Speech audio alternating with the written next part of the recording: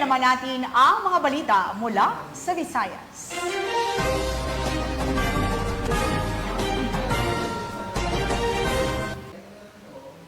Kalaboso naman ang isang babaeng top 7 most wanted person sa paglabag sa Republic Act 9165 o Comprehensive Dangerous Drugs Act 2002 sa Cebu City.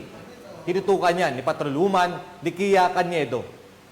Kalaboso ng Cebu City PNP ang babaeng top 7 most wanted person provincial level sa kasong paglabag sa RA 9165 sa Katimpla 1, Cebu City. Kinilala ni Police Major Eranio Sanchez Regidor, Station Commander Police Station 10, Cebu City Police Office, ang suspect na si alias Marilyn, 64 anyos at residente ng A. Lopez Street, Barangay Labangon, Cebu City.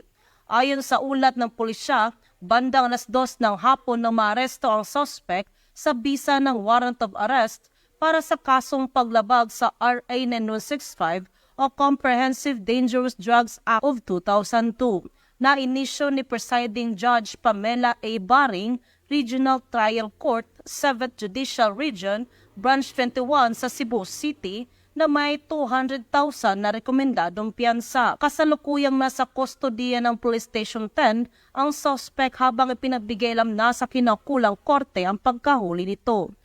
Mayong hapon sa tanan, kini nagpamatuod nga ang katawhan o kapulisan nagiusa ubos sa mandato sa ato ang bida program sa atong sekretary sa Attorney Benjamin Abalos Jr. Keep up the good work. Congratulations kanatong tanan. Ang kapulisan ng Cebu City ay patuloy sa pagpapaigting ng kanilang kampanya kontra illegal na droga dahil sa bagong Pilipinas, gusto ng pulis, ligtas ka. Mula dito sa Central Visayas, ako yung Police News Network Correspondent, Patrolwoman Likia Caniedo, alagad ng batas, taga-taguyod ng Balitang Pulis. Maraming salamat, Patrolwoman Caniedo.